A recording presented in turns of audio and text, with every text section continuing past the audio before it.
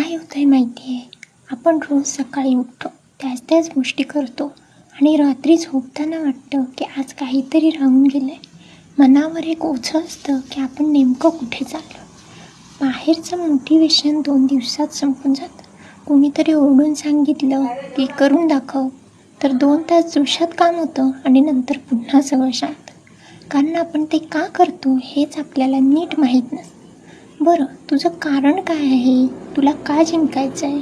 कुणाला उत्तरं देण्यासाठी की स्वतःची परिस्थिती बदलण्यासाठी? जोपर्यंत हे कारण काळजाला टोचत नाही ना, तोपर्यंत गाडी पुढे सरकणार नाही. प्रवास तुझा आहे, त्यामुळे कारणही तुझंच तू शोध.